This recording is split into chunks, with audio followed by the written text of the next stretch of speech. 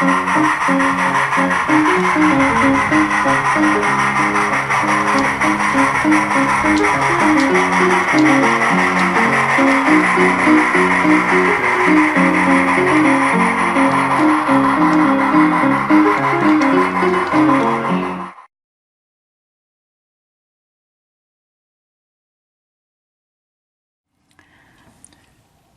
next step is going to be preparing this section of track to be installed. It'll be the first part installed, and it hook up around to those curve sections that are pre-existing. Got the first turnout of or crossover of the new trackwork installed. The first part of this project. It's installed along with the track transition into the existing code 100 track that goes around the curve. Have all the joints soldered. Still have to hook up the feeders to the track. That'll be next. But other than that, it looking pretty good.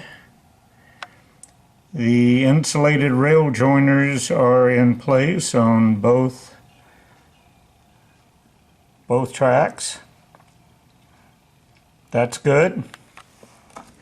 And the track transitions into the curves looks pretty good as far as the easement into the curve. That came out pretty well. So I'm happy with that.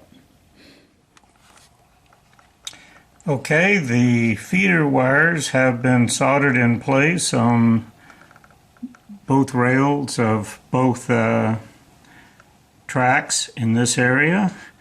So that's all done.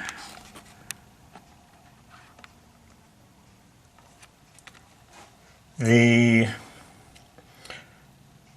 crossover is, like I said, installed. The crossover is mounted with track nails as opposed to being glued down. That's what I usually do in this area because this track will not be weathered or ballasted, being in the hidden area, so appearance is not a big consideration. So I use track nails, like those track nails, to secure the turnout. I probably will go back and use thin white glue, apply it, to soak in around the ties along the curve here to give it additional support. Now that the first crossover is in place and secured, I can move on to the second crossover, which abuts to it. The first step in that is to cut the piece to tie into the existing track.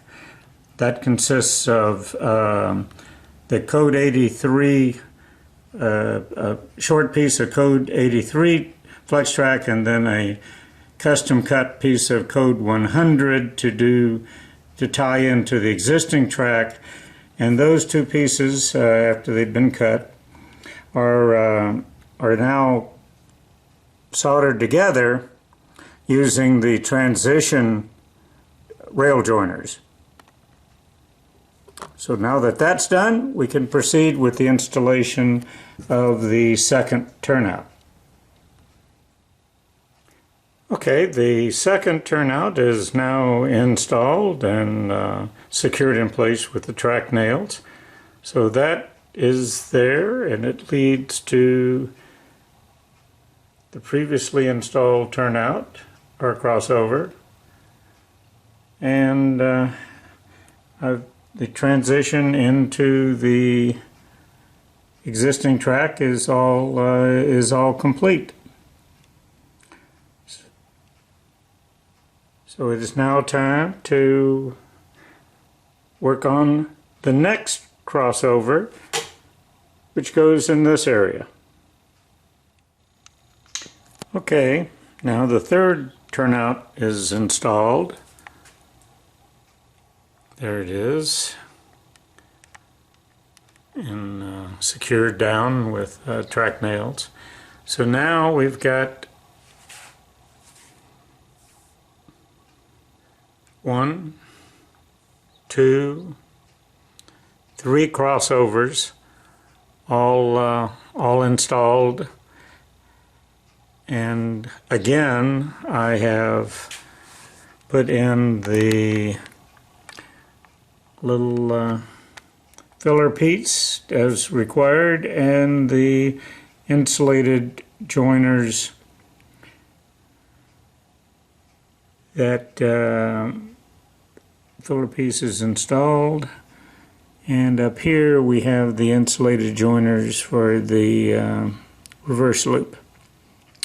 Okay, time to move on to the fourth crossover.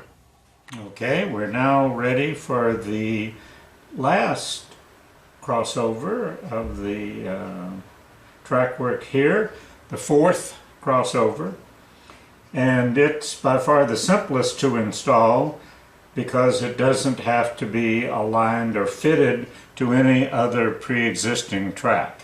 So it's just a matter of having assembled the two turnouts together to make the crossover. Simply a matter of lining up the rail joiners and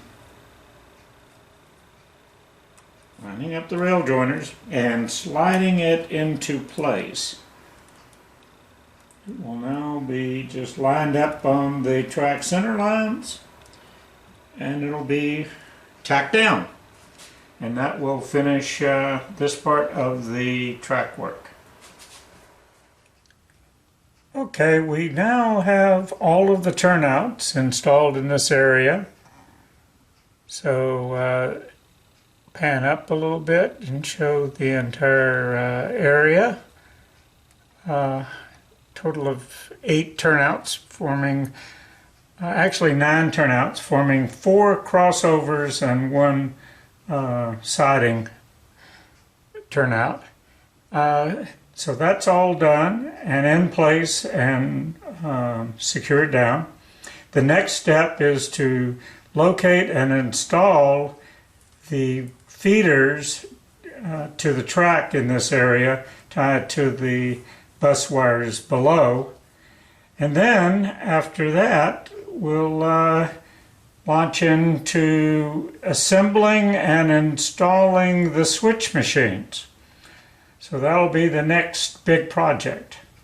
But for now, all of the turnouts and associated filler tracks, connecting tracks, tying it into the existing trackage is all done. So that's it for now.